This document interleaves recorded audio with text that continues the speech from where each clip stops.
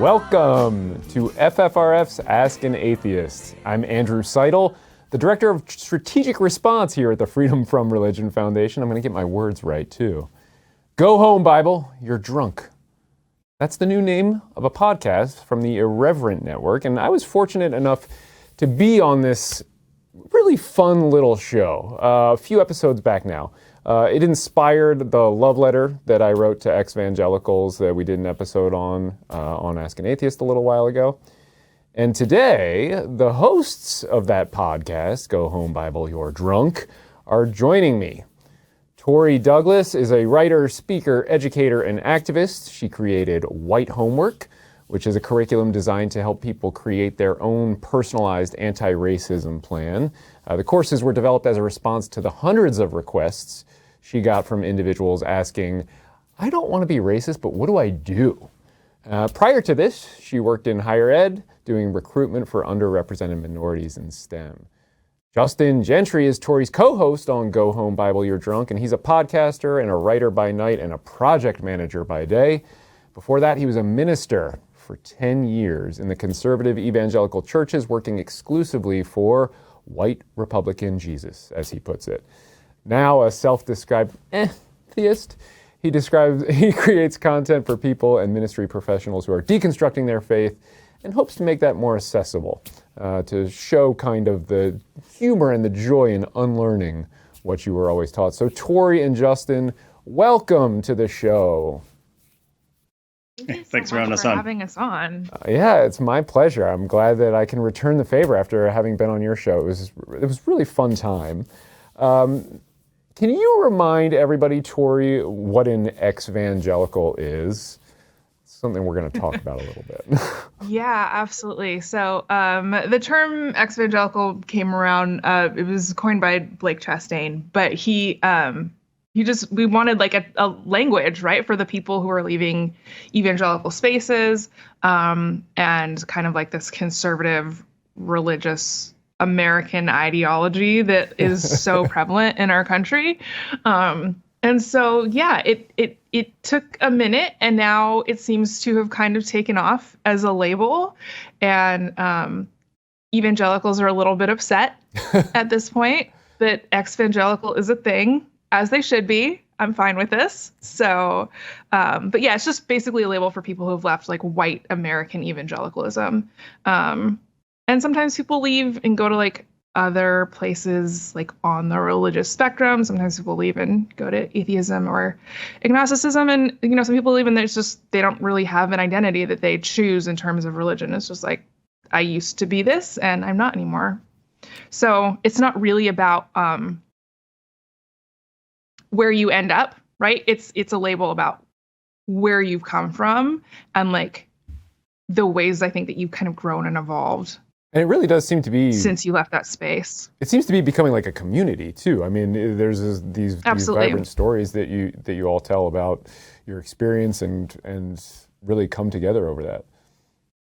Yeah, and it is nice because, I have friends who left the church, decades ago, and they're just like, oh, it's really cool that you have this community, right? It's really cool that you have people that you can connect with, because when I left, that didn't really exist. I just was like, okay, I'm done with this. Yeah. And then you had to just go off and like build your own thing, and for a lot of us having like kind of limited social skills because of the environment that we were raised in.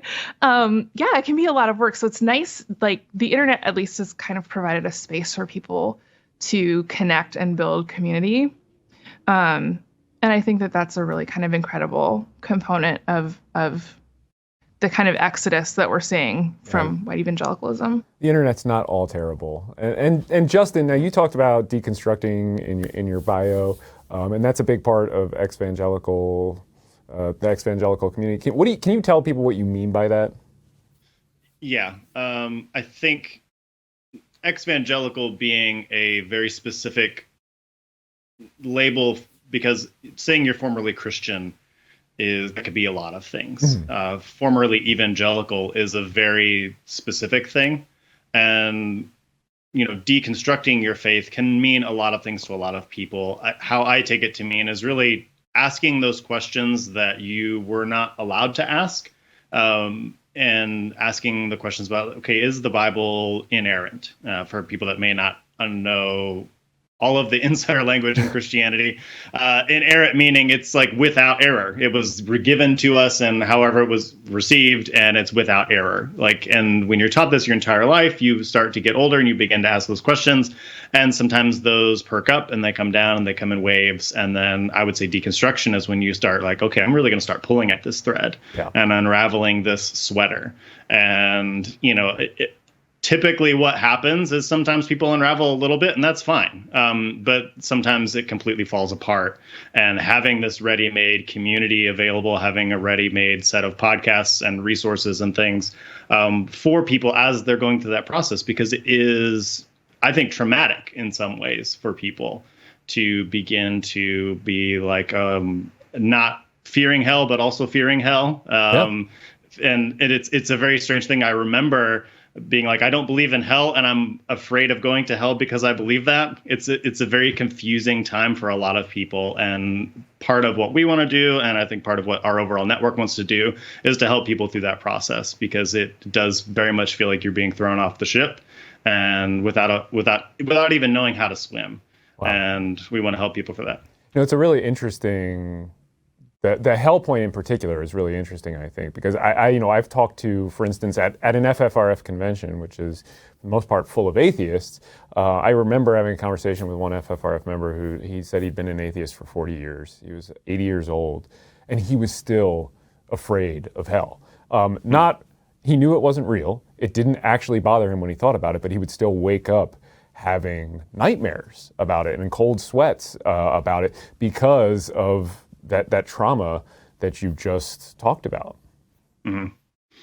Yeah, and it is such a potent metaphor, and I think it is responsible for, I think, keeping people in much longer than maybe they would even want to be, because understanding that heaven is where you go when you die is a wonderful thing, and understanding all the people that you don't like go to hell, that the ego really loves that. And when that's and I think every belief system, even atheism to a certain extent, has those kind of ego comfort foods that you really dig on, and so it's such a potent comfort food for the ego.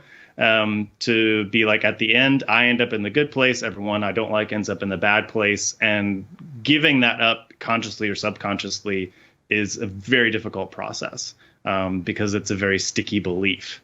And I think we try to address it in a more humorous take. Our podcast is called Go Home Bible, You're Drunk, where we just kind of, we drink and we tell Bible stories as straight-faced as we can. I think we get accused of making fun of the Bible, and I think it strays into that a little bit, but for the most part, our podcast is, let's put on our critical thinking eyes and let's read this for what it is. And we realize it's actually kind of hilarious that people believe this, and that can go to some funny places and some dark places too.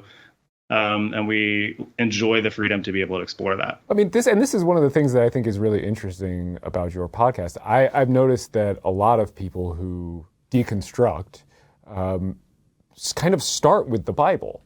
Like you mentioned, they're taught that the Bible is inerrant, and if you actually sit down and read it, you start to notice, well, there's right at the beginning, there's two different creation stories. How can it be inerrant and have that? And to me, I think a lot of the people who start with the Bible, which is one of the values in your show. But can you tell us, both of you, how you started kind of falling away from religion or deconstructing, becoming an ex-vangelical? Oh boy, Tori, yeah. Just a small topic. Tell us your whole life story. Right, no big deal. I think honestly, one of the really big motivators for me leaving was actually becoming a parent and realizing that, we're taught like we're all God's children, right? And that's a very kind of basic sort of tenet in evangelicalism in terms of like what they're telling you is the truth. And it didn't take me very long after having my first kid to go like, oh, God is a terrible abusive parent. Like if God were my neighbor, I would be calling CPS because like nothing about this is okay. And so that was a pretty big jumping off point for me. I was like, you cannot call yourself a loving parent and also like, oh, I'm going to burn you forever because you happen to be born at the wrong place, wrong time, whatever. So that was huge. The other really big thing was like the white evangelical response to Michael Brown being murdered and the Ferguson uprisings. And I realized that as a non-white person, I just wasn't wanted in those spaces. And there was a different set of rules for people who look like me, for my family. And, I sincerely believed growing up when I was taught, like, Jesus says, love your neighbor.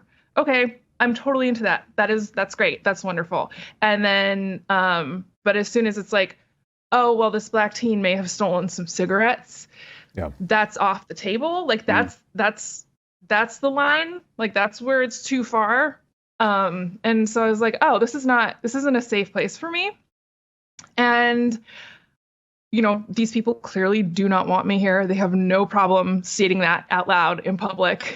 And, I guess I don't need to be here if I'm very clearly not wanted. Yeah. So those are kind of the two catalyzing moments for me for leaving. It's kind of like love your neighbor with an asterisk, and it's like does not apply to non-white people. Yeah. I mean, that's right. Really interesting that that a big part of that stemmed. I mean, especially the parenting part is fascinating to me too. But it's the exclusionary nature of it. I mean, obviously, is going to drive people away. That makes perfect sense.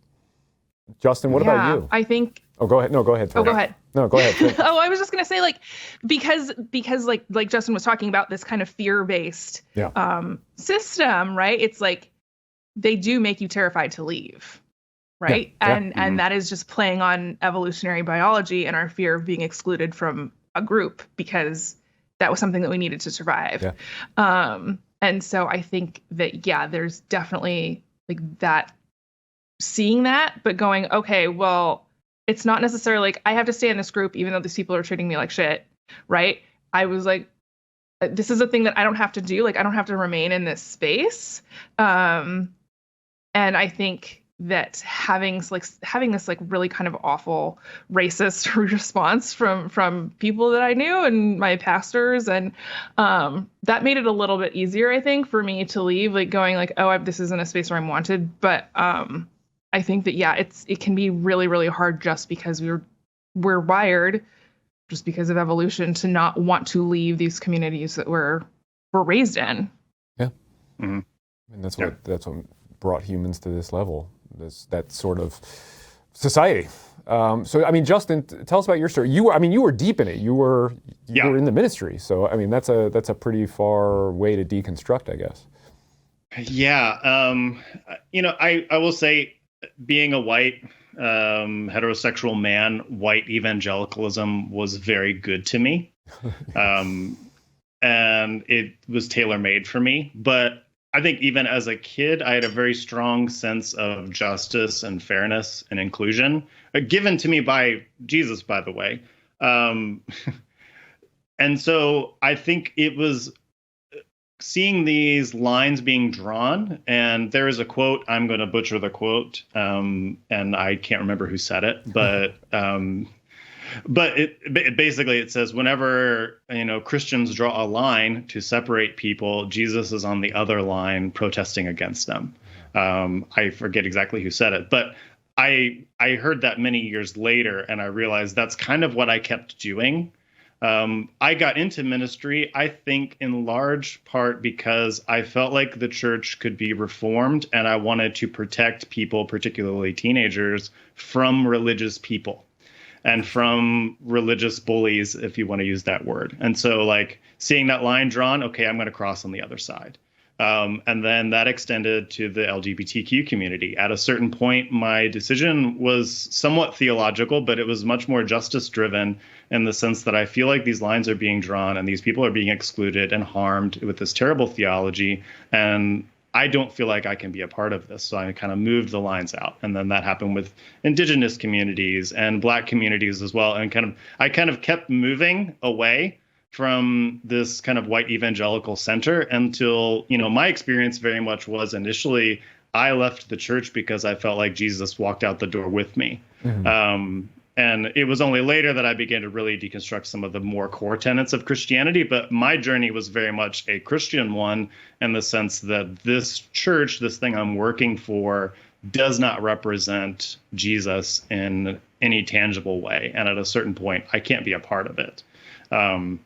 And that decision was made for me in my last position. They fired me for being LGBTQ affirming, as well as speaking out on race. But I had a decision to make. Do I want to go back into the ministry, or do I want to leave altogether? And then ultimately I decided that there's no way I can go back in good conscience. So that was kind of my journey, which is a little bit different in the sense that, this was very good for me, but my foundational beliefs in justice and equality and what I think were the teachings of Jesus at the time became incompatible. And so I eventually had to leave. It's really interesting because you're both talking about being essentially pushed out of evangelical spaces by your innate sense of justice, which is, from different points of view, but fascinating, and I think says something about what groups that want to welcome you in need to be doing. Now, we've also talked kind of a lot, and I've talked a lot on this show about how humans are emotional beings, that we like to think of ourselves as, these sort of brains walking around. We're all very, very smart and intelligent, and that we're making all these rational decisions. But so much of our decision making and how we operate is emotional. And there's this huge emotional pull of religion. You've both talked about the peer pressure that's exerted by family and friends and the church to maintain that belief. So I mean, how much of this journey for you was intellectual versus emotional? Yes. Go ahead, Justin. Yes. Yeah, that's exactly what it is. Yes. I think it was emotional first. Again, as a pastor, I had a different experience because I am supposed to be selling this every Sunday. And so I think initially it was emotional and visceral. And then I would have to go back to the Bible and try to find it, like find the intellectual framework, the theological framework to back up what I'm feeling. And I was quite successful at that, but it's a hard needle to thread for any length of time. My heart goes out to pastors that are in the same position that I was in. And because most people don't know what ministry is like, particularly for someone who actually has doubts and actually wants to believe in, I think, the goodness of the church, because while there are a lot of abuses and things that I am certainly not going to gloss over, I think most pastors and most people in the church are there for good reasons, even if they are being used by politicians and maybe by denominational leaders for things that are not good. I do think that the emotional support that you get from being in a community and the good things that you can do, if we're going to talk about mutual aid, the good things you can do, pooling your resources together to help a community, I think those core tenets people believe in, and I think that's a powerful thing. The problem is you have a theological framework that's kind of pushed down on top of it that ends up making it harmful in some ways, if that makes sense. So the journey for me was certainly emotional and visceral, and a journey of me not turning my empathy off, which I think is what some ministers end up doing, is turning that empathy off because you want to protect your paycheck, you want to protect your family, you want to protect your retirement, you don't want to have to move again. I think those are visceral things as well. So I think people that are even like, I am using my logic to stay in the faith, maybe are doing it more for self-protection, and self-protection in and of itself is not a bad thing. It's just when it's used in harmful ways. So yeah, I think my journey was definitely emotional and intellectual at the same time. All right, Tori, talking about being a parent, being driven by a feeling of belonging, justice.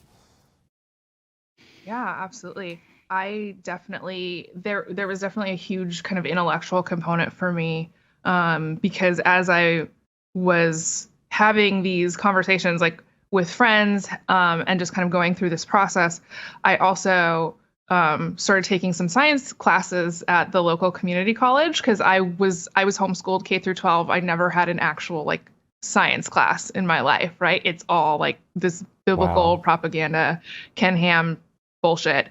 And so it was really interesting because when you're given this script of, okay, so the Bible is literally true, and the world was created, the entire universe was created in 7 days, and that's just what it was.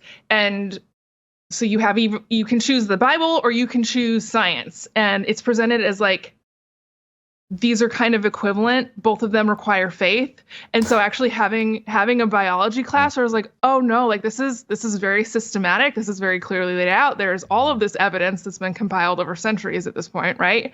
I don't have to go like, oh, it's the Bible or it's this science book, right? It's the Bible or it's Darwin or whatever, whatever dichotomy they want to give you. It's like, no, the Bible is, some stories, it says some stuff. And like the scientific method actually has a way to quantify information, and to process that. And so realizing that it's like, it's not a 1-to-1, right? It's like a 1,000,000,000,000 in terms of just like the information, right? It's like, here's this thing, here's this story, it's a collection of books, versus we're going to, again, like compile this information, we're going to measure it, we're going to compare it to other things, we're going to ask these questions, like, and figure out if we're wrong about stuff. So yeah, like being in an evangelical space is really, really funny because it was always sort of presented as this idea of, both of these are faith decisions, right? Neither of these are particularly rational. Science, the Bible, you just make a choice. And getting to the point where it's like, nope, that is not what's happening here at all. Like there's actually a reason, there's a system, you can kind of compare it, but that is almost impossible to explain to other evangelicals, I found out. Like, interesting. That there's a disconnect there that's pretty huge. And I was not particularly successful in talking to people about this, like in my church, in my small group. Because there was just this very kind of like, I don't really understand. These are our choices, right? And the Bible's a big book. It's got lots of pages. Like, I don't know. It was so bizarre. I mean, it really is. Go ahead, Justin. No, I think that, Tori, you touched on a very good point that a lot of evangelicals are not rejecting science. They're rejecting a scarecrow, like straw man, that is labeled science, that is not actually science. And I think that's important because, a lot of times people that are ex-vangelical or atheists, will say like, oh, they're just rejecting science. But what they think, what they call science, or what I called science, I'll just own it, was not science. Not by any stretch of the imagination. I remember the moment when I accepted evolution as truth. I got saved by evolution. I guess I would say. I was in my 20s, by the way, and similar to Tori, I was just trying to self-educate myself, and it was a feeling of euphoria similar to like doing mushrooms or something. It was like the universe just kind of opened up for me, and the concept of deep time and all these things. Like, but that was a long process of self-education and curiosity to begin to realize like, oh yeah, science is a thing. And what I was taught was this straw man that is super easy to knock over. And now seeing it is, as this evidence-based thing that it is, it's a very curious thing that I even got to that point. But yeah, science is what they call science, and what anyone else calls science is very different. And it's really interesting because I always think of religion as a closed information system, and kind of the only way that it can retain followers and adherents is by maintaining that closure. And once you start to see cracks and you start to see education or science, real science creeping in, is when you start to see some of those effects. So it's fascinating to hear you talk about it as a straw man and this scarecrow, and how much it meant to both of you. And Tori, I really like the Bible's a couple of stories and says some stuff. I think that should be the tagline for the podcast from now on. But I mean, Go Home Bible, You're Drunk is such a fun show, and I really want everybody to go listen to it. But let's shift gears just a little bit right now, and get a little more fun. Like, what is your least favorite Bible story and why? There's so many bad ones. Like, how do you choose? If you want to give us a quick top 3 or top 10 or top 50, we'd be fine with that too. Oh man, Justin, you want to go? Well, I guess we could just go back and forth. We could pass the ball back and forth. Okay, fair. I would say, just off the top of my head, I think the entire book of Revelation is a mess. Trash. Yeah. I'm sure it made sense to some people. Did it though? Maybe. At some point. It's a literary acid trip, man. That thing is ridiculous. Yes, it is, for sure. It's a literary acid trip, and I think it's like a weird Rorschach test. Like, what you read is what you get. It's like this very strange thing. So I just don't like it. Like, if it had been removed from the Bible when Martin Luther wanted to remove it, like way back in the day, I think we would probably live in a better world today, for sure. Oh my God, man, there's so many bad ones. I'm like really not sure how to choose. I think that the story of Achan is incredibly fucked up, right? Like, one dude like steals some stuff from a town that they're supposed to be completely destroying, right? Like, they're supposed to go in and like kill everybody in the town, burn everything down, whatever. And this guy sees, I don't remember what it was. It was like some random like gold or something. And so he just takes it, he like buries it under his tent or whatever. And then they lose this battle that they're fighting. That's a genocide. Yeah. We need to be honest about that. And it's like the Israelites like lose, and they kind of come back and they're like, why didn't we win?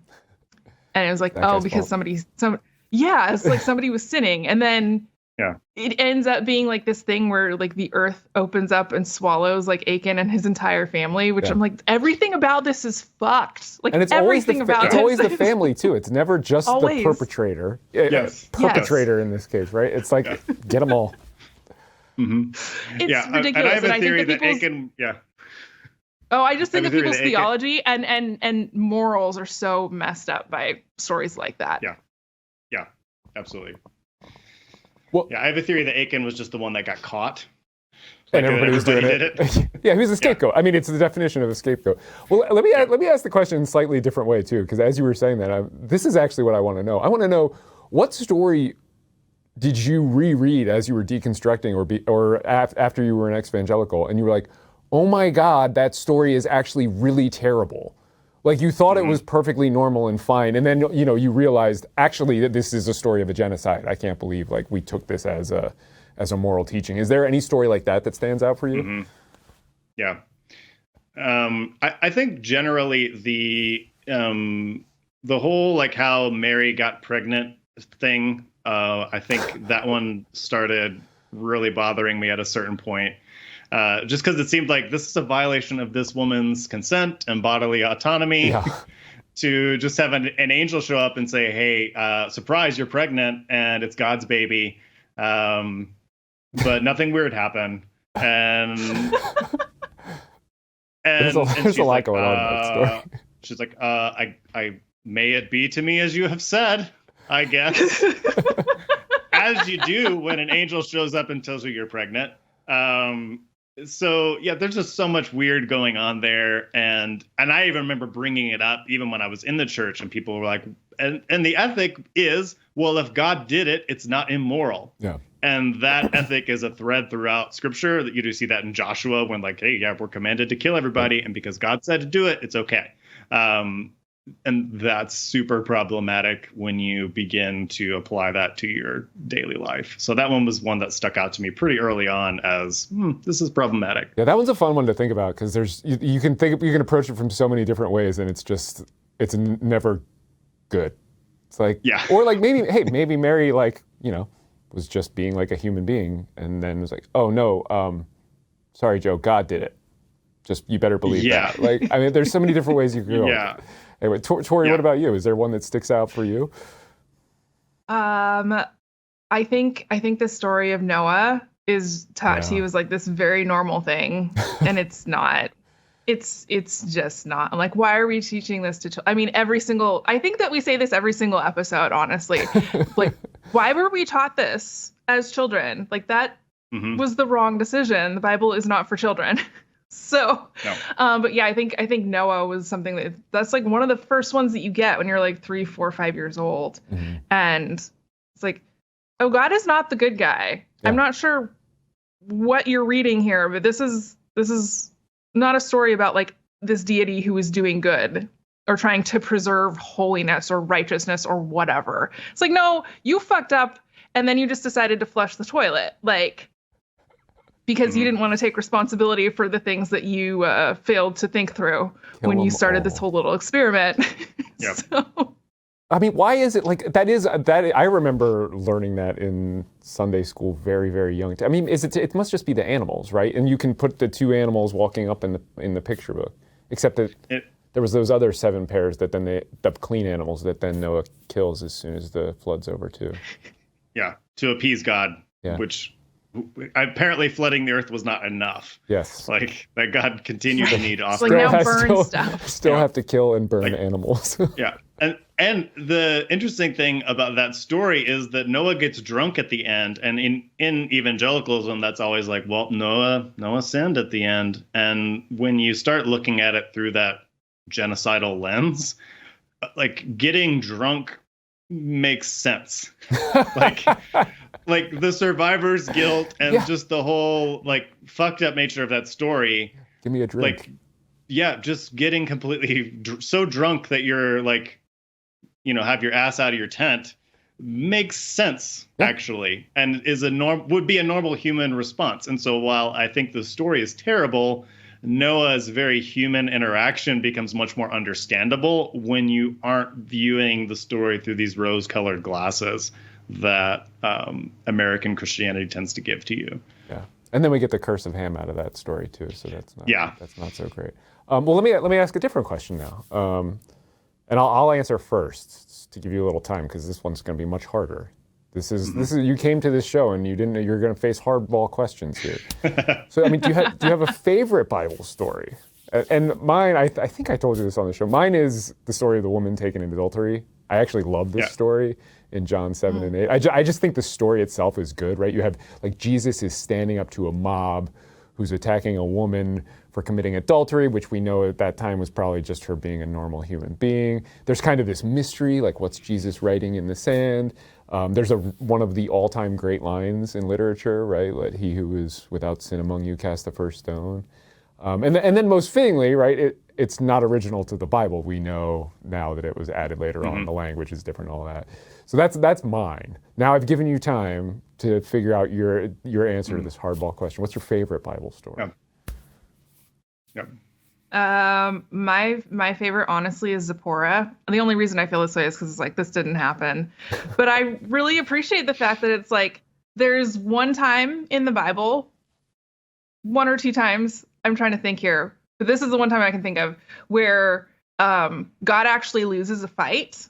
And I really appreciate the fact that it's like, it was a black woman who kicked God's ass and got him just ran him out of town. I'm very here for that.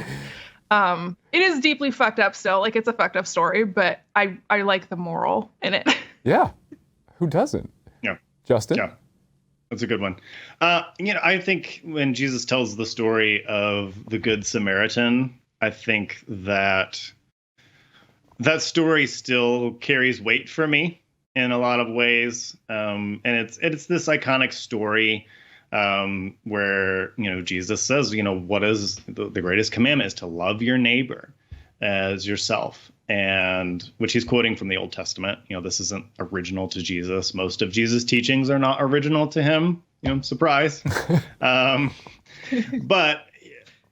But this story is original to him in the sense that then the mob or the lawyers, the rules lawyers say, well, okay, we got to love our neighbor.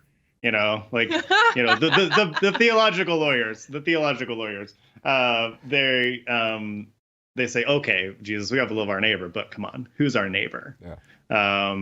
Which honestly, I think is the question most religious people ask themselves constantly. So that's why I think it's still applicable, and that Jesus really turns it on its head and takes whatever their most hated minority was, religious, ethnic, unclean person, and made that person the hero of the story, this Samaritan. We call it the story of the Good Samaritan, but when it was told, it was, the Samaritans were a religious minority that the crowd he was talking to would not have liked at all, and he was the one that was the neighbor. He was the one that pleased God. He was the one that did the right thing. Whereas these people that were convinced that they were right did the wrong thing. And I think it's funny, like when you're in the church, you assume, I would definitely have been the Samaritan. But if you're really reading the story correctly, it's a finger pointed at people that are comfortably religious and saying, nah, you're not. And so that's why I think Jesus himself really stands against the religion in his own name. And so for that, I still think that story still carries a lot of weight for me. Excellent. Now, Tori, I want to circle back to some of the justice comments that you were making earlier, because you're an anti-racist educator. You've created White Homework, this really unique program. So I'm going to ask this question, and I do not mean to be flippant at all. One thing that I think is common in kind of these deconstruction stories we're hearing in the past few years, if you read Chrissy Stroop and if you read Lauren O'Neill's Empty the Pews, if you go back and listen to what you both just said, inclusiveness is really important. And it's not just that religions and intolerance and bigotry can drive people away, but failing to be inclusive can also keep people from identifying with movements. So the question is, why is atheism so white? And what can, if you could give secular groups one piece of advice, or a secular movement one piece of advice to improve, kind of what would it be? So if you could just solve that real fast for us. Yeah, easy. No, I think there's so many layers to this, honestly. And it is really fascinating to think about, like, Christianity in this country. Like, it's overwhelmingly like a slaver religion, right? Like the theology is rooted in oppression and hierarchy and systemic exclusion. And so I think that there is definitely a lot of space for people of color to kind of leave that behind, But yeah, I think that you do have to be really you have to make space for people if you want them to actually show up. And, we talk about this all the time. It's like representation is important. Like if people don't see themselves in spaces, they're not going to feel like they are welcome, that they're accepted. And it is really, really hard. Like I kind of jokingly say on Twitter, I'll be like, decolonize atheism, because it's like, I don't want to have this like elitist thing of, we're going from one hierarchy to another, right? And there are like, it's hard, right? It's really, really hard, because you see the people who are the most outspoken about atheism in general. I would, obviously like the last 20 years, I think especially has been hard because it's been pretty much exclusively white men, and largely has been white men who have really fucked up opinions about race and gender. And people who benefit from the hierarchy are not going to question it, generally speaking, right? And so I think that we have to be willing to have some really hard conversations frankly, because we don't live in an equitable world, and saying, well, I'm an atheist, so I'm not contributing to inequality. I'm not contributing to exclusion or harm. It's like, that's not true. Like, the system is set up to benefit you, even though, like, yeah, being an atheist is still kind of shitty in America in 2021, right? I'm not saying that there's a ton of atheist privilege or anything like that, but I think for for cis white men especially, like, we have to be honest about the fact that you're still benefiting from a system that is harming other people, right? And it's hard to have those conversations in atheism. I think one thing that is really interesting to me about Christianity is that there is a space to have these conversations about liberation and about justice. And I think that we need to start creating those spaces in atheism as well, right? Because if we're not actively, vocally advocating for these things, like, people are not going to feel welcome. It's really interesting too. I mean, I love the idea of creating some of those spaces, but we're talking about atheists who are actively rejecting religion, many of them because of the harm that religion has caused, but then, not sort of applying that same lens to other systems that might be out there, and willing to say, like, I will oppose religion because of all the harm it causes, but maybe not then doing the same thing when looking at other systems and opposing them as well. So I mean, yeah, I'm for creating some of those spaces. That is the last question I had. Is there anything that I should have asked you guys that, Andrew, you totally blew it? You have two people who like to drink and talk about the Bible on a show called Ask an Atheist, and you didn't ask it. What's going on? No? Oh my gosh. Well, tell us where everybody can find the podcast, where they can find each of you, if they have a follow-up question, they want to find you on Twitter or Facebook, or what's the best way to reach out and to listen? Probably the best place to go is we are on Twitter and Instagram at Go Home Bible. So you can find, announcements about the show, kind of things that we're doing, and those spaces. And the Instagram feed is really fun for people. Yeah, we try to make it fun. Yeah. Justin does a good job. Oh, thank you. And you can get the podcast anywhere that you get podcasts. Just, do the search engine for Go Home Bible, You're Drunk. What I love is that we're typically categorized with religious podcast, which delights me to know. You're getting into that closed information system. That's what we need. Yeah, kind of sneaking in there. And I'm at Justin D. Gentry on Twitter as well. And so if you want to follow me and some things that I'm doing, another podcast or work that I'm trying to work on is helping ministers recover from religion and recover from being a minister. That transition from pastor to normal person, for lack of a better term, it's rough. It's very rough. And so I'm working with some other members of Irreverent Media to create that space. And so that will be more on my Twitter feed and also some other feeds that we do. So keep an eye out for that if you're interested in that. Okay. Tori, where can people find you?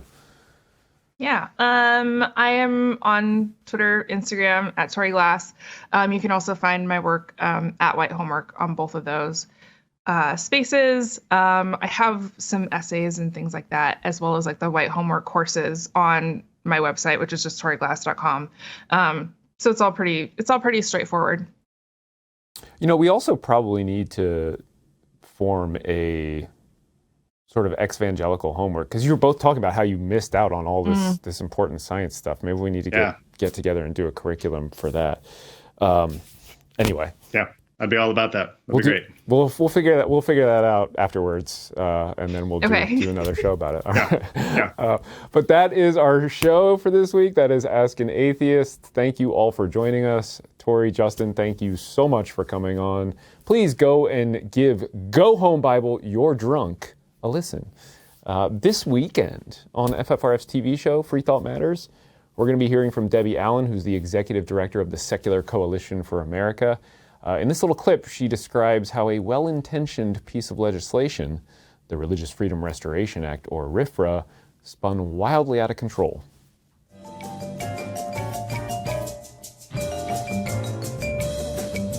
A perfect example of something that seemed like good legislation was the Religious Freedom Restoration Act, also known as RFRA for short. And that was introduced by Chuck Schumer around 1993 and signed into law by President Clinton at the time. It had a lot of coalition support. And really, the act states, government shall not substantially burden a person's exercise of religion. So what started as a way of protecting religious freedom, appreciating the dignity of each individual, and supporting freedom of conscience. What a great idea.